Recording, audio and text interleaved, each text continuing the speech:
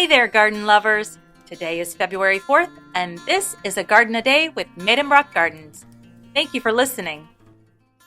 I woke up this morning to a lawn, driveway, and steps covered in slick ice, and a dog who kept looking at me like it was my fault when I took him outside to do his business.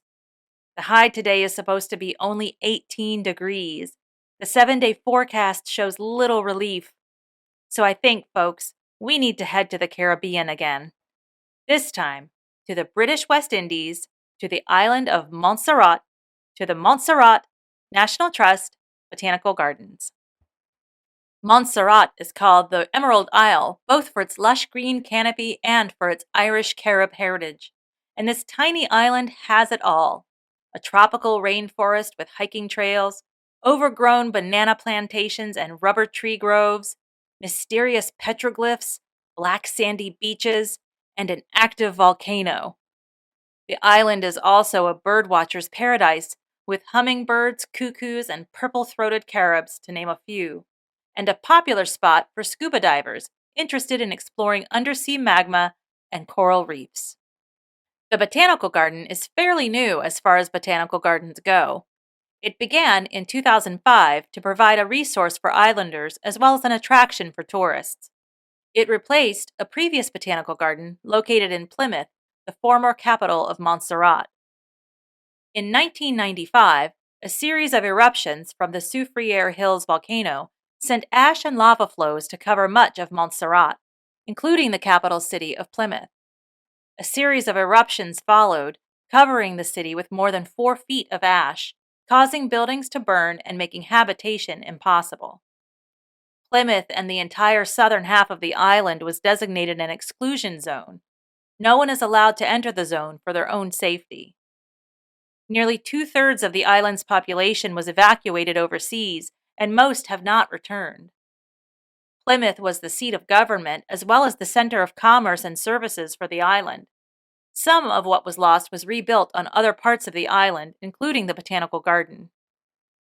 The Botanical Garden provides an educational resource for children and adults, and also conducts scientific research into the island's plants and ecosystems, with efforts toward long-term conservation. The garden grows plants in a plant nursery, with a focus on growing and establishing plants that are endemic to the island. A pretty little flowering shrub called the pribby hedge, or Rondeletia buxifolia, is endemic to the island. The garden has planted it along the garden's boundary to demonstrate and encourage locals on the island to choose native when planting hedges on their own properties. The shrub was once thought to be extinct, but the Botanical Garden has successfully propagated the plant, and it is now flourishing.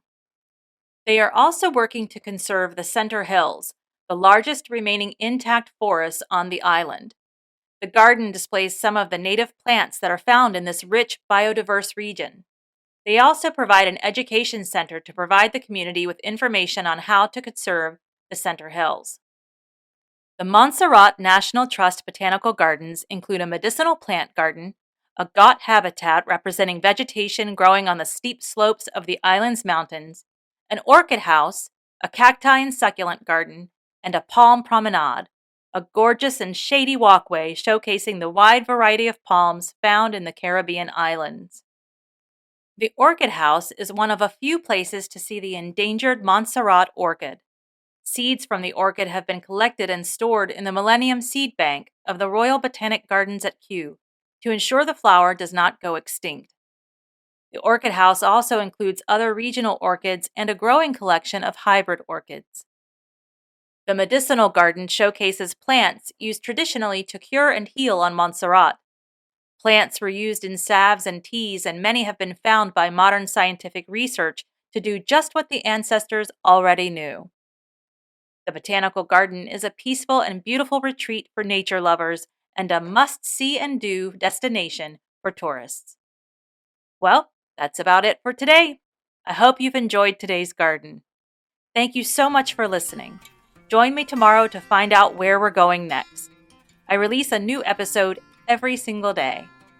If you like a garden a day, and I hope you do, please consider liking, subscribing, and telling your friends.